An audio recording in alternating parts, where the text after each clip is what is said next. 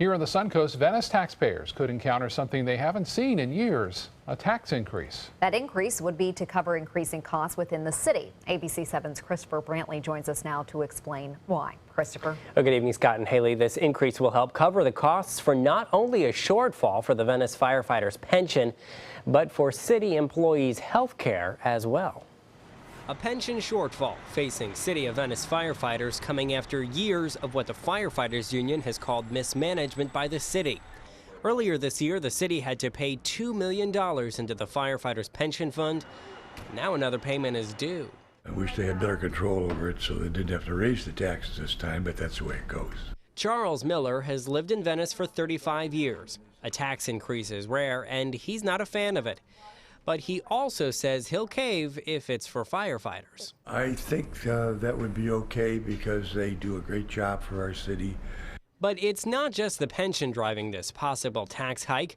It's also the price for health care, says Administrative Services Director Alan Bullock. The difference is proposed as $588,282. That extra $500,000 is to cover a 14% increase in health care costs, largely brought on by the 275 city employees and their nearly 800 dependents requesting name-brand medications. Cancers, various types, or multiple sclerosis. A lot of the modern treatments now require this very expensive course of medication.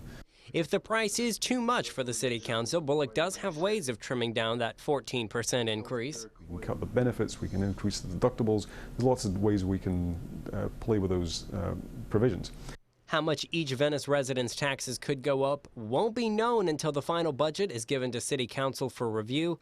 Meantime, McMullen says he's coming to terms with the possibility of paying more. It won't cost that much more anyway when you think of it. It'd be pennies on the dollar.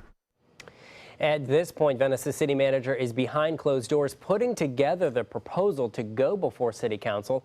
They do have the option to approve it, or they could send it back to have the increase cut down.